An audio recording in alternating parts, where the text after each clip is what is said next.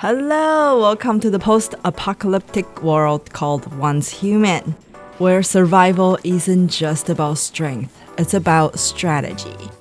I'm currently playing my second playthrough, the PvE server Memetics. Now I'm on the normal difficulty. I have some doubts about this game when it came out, but I have to say honestly, I'm actually enjoying it for the past 2 months, and I can't wait to try out some other scenarios later on. And there are definitely things that I wish I knew and did the first time around. So let's talk about what those things are, and hopefully you can be more prepared for the future and make the game progress more understandable and smooth. So if you're just starting out or you want to see if you know everything in the PvE server Memetics, today I got some tips and tricks for you. First things first, our character creation.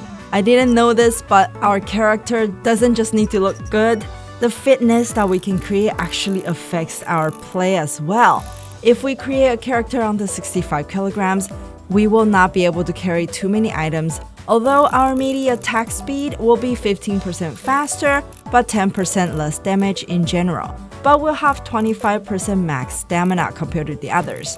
And if we create a character that's between 65 and 85 kilograms, our base load will be a bit more than the 65 kilograms or less characters, with 10% damage reduction and 20% more stamina recovery speed.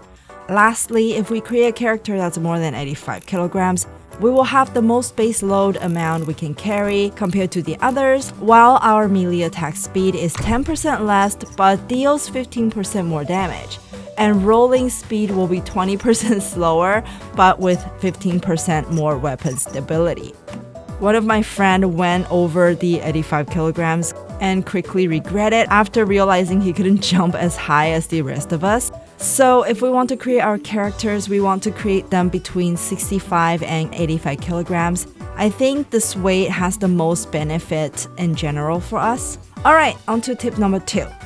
When we're building our base, use preset blueprints if we don't want to bother with it, and it will save us a lot of time. There are a few choices to choose from, and these are just basic buildings. We can absolutely change them up anytime. We just put the blueprints down, and then as long as we have enough building materials, we can just click, and it'll just build perfectly without much hassle. Sometimes it's a bit buggy, but usually I just removed it by pressing R and then just rebuild it, and it'll be fine the second time around. Tip number 3. Press M to access the map. Press X will start the shortcut menu. Click here to always find our home base, so we don't have to drag the map around like what I did last season. And all the important places like silos, towns, and whatnot will be on here. 4. Try to follow Mary's storyline as quickly as possible until we get the motorcycle. Once we have the motorcycle, it makes navigation the map so much easier and much faster. Also, activate teleport stations wherever we come across them or close to them for future convenience and seasonal goals. Tip number 5. Carefully unlocking our Memetics. This is a must. Memetic is like a skill tree type of thing. We have to choose which ones we wish to unlock and make our life better. For me, I try to prioritizing smelting and tools. Next is building style, and for the Novice server, I only unlock food recipe until a bit later, like mid-game-ish. I think basic food would actually suffice until mid-game in my opinion. On to tip number 6, and this is an important one. Create and upgrade our weapon and armors often. At our gear workbench, we can also unlock more advanced ones as we go along. In the calibration tab here, we can upgrade our gear as long as we have the materials. Note that we can only repair the gears and armors we make, so do not waste our material on calibrating the stuff that we pick up on the ground or during fights and whatnot. Only invest materials in the ones we make. Plus, as we advance in the world, make sure to craft higher tier weapons and gears so we can keep up with the game progress.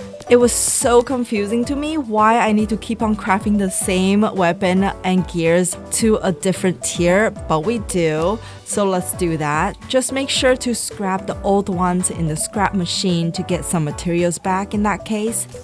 7.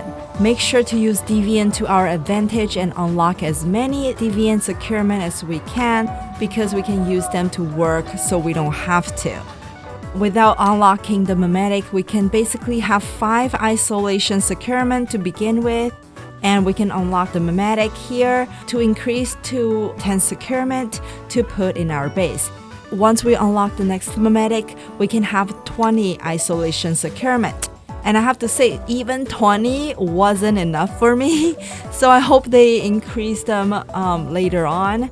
Deviant will only activate when they're inside the securement. And there are a couple that's necessary for me in the early games, so let's talk about them. First one is the Digby Boy. I like to call him Diggy Boy, that's so much cuter. He will gather any metal and rocks around our base. I believe we get them by just following the storyline quest the first time around. So he will be the easiest one to get, other than the butterfly, obviously.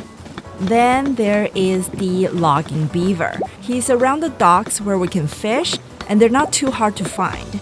He will farm wood for us around the base, so that's super useful, because, you know, who wants to chop wood all day? I think I actually do in Valheim. I actually chop wood all day. Okay. There are many deviants to talk about, so maybe we'll talk about them in the later videos.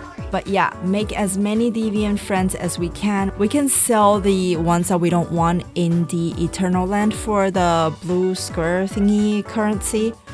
So yeah. Okay, tip number 8. Try to save our asset.